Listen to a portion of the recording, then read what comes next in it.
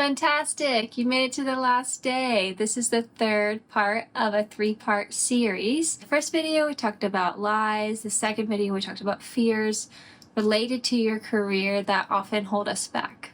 Today, we're going to talk about what you think you need versus what you actually need. After working with hundreds of people from across the world, I have seen and heard a lot of different things. One of the first things I hear most consistently is, number one, I just need a plan. Yes, planning is great. As a career coach, I love goal setting and I love developing a plan to get there. But I can't listen to you rattle off a few things and then diagnose you for a role or any kind of particular job. There's no calculation that equals astronaut. 1 + 1 does not equal financial analyst or some other title that makes us feel like we fit in somewhere. Plans can be great, but they can also cut you off from opportunities. It's natural to seek comfort, but by putting ourselves in boxes that let us stay comfortable, we often don't have the opportunity to grow and grow outside our current circumstances. It means we continue to approach things in the same way. But if we don't change the way we do things, we keep getting the same results over and over again. This is not going to help us in a rapidly changing, dynamic world. Roles are changing more than ever. Something that was once considered a stable, traditional kind of career may not even exist in 10 years. There are some stats that say nearly 65% of children today will have a job in 10 years that doesn't exist today. That doesn't mean your career is doomed, but it does mean that fixating on a role or a plan isn't the right approach. It's not going to get you very far. So what do you actually need? To move forward, you need a crystal clear idea of who you are, what you value, what your strengths are, what you want and why, and how to articulate that to anyone. Communicating that will be a tool that you use to make decisions, learn what to say yes or no to, and essentially keep you on the right path for you.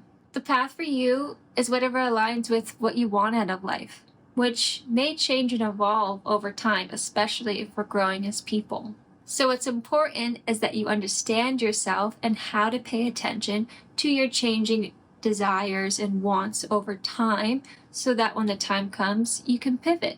The second out of the 3 things that I hear most from people that I work with is that I need to know how to work towards my dream before I really let myself dream. Okay, so this is for the dreamers.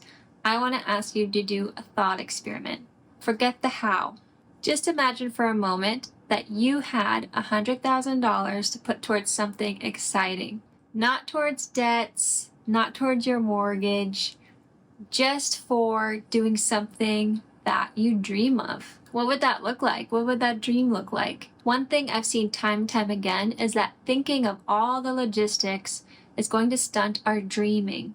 In a world that celebrates linearity and practical thinking, we are trained to be very outcome driven, to focus on just getting somewhere without really thinking about even if you want to be there. Like, for example, here's how you get a good job.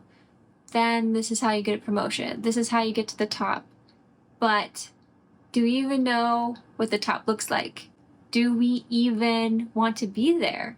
Go back to that dream. Maybe that $100,000 doesn't matter. Maybe the unthinkable thing that you haven't let yourself dream is something like time or freedom, a lifestyle adjustment, maybe backpacking across Europe, or spending a couple extra days a week with your family. It could be taking your dogs to the woods every weekend, or building the greenhouse because you've always cared about what has gone into your body, but you haven't had the time to really commit to that. If you take all the barriers away, it's just you and your dreams at that point. And then you know where you want to go, and the rest is just details. Number 3, I hear in so many words this statement. I need someone to tell me what to do. Will you tell me what to do? No, sorry. As a career coach, I would love to be able to do that for people and have it actually work. But the truth is, there's no one better suited to guide you than you. If you ask me what you should do with your life, I would probably say something like how cool it is to be a career coach. I love doing this. I get to help people figure out their next step. I get people going after their dreams. Sometimes they're new dreams and sometimes they're ones that have been deeply embedded for years. And all of this, that's what lights me up. But all of that is based on what I value, how I see the world, my experience, and my personality. But we're all super different people.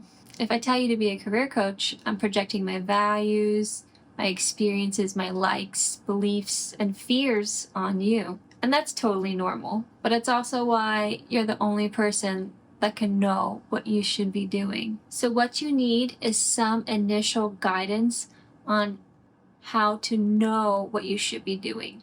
Guidance on how to connect to your tuition and how to make decisions that align with that.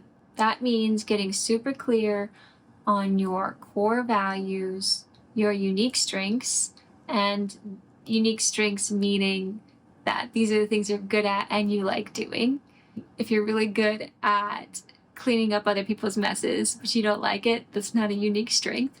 And you also want to be clear on how to build strategic relationships with people. That also means that you need confidence. The thing about confidence is you often need it to do a scary thing, but it's also built by doing scary things. So how would you build confidence? Well, you kind of just have to do little scary things. Push yourself to the edge of your comfort zone.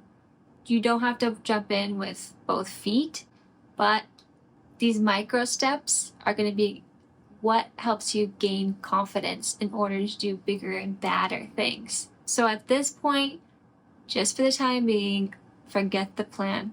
Forget the how. Forget what everyone else is telling you to do. You're fully capable of transforming your life into whatever it is you want it to be. And you're the only one that can do that. Hey, I'm so impressed. You made it to the 3rd day of the challenge. So I hope you're proud of yourself because this is not easy. Now it's time to complete the last activity of the workbook. And if it feels like a good fit, bring it to the first complimentary call with me. Go ahead and book a call. The link is in the description below and we'll talk soon.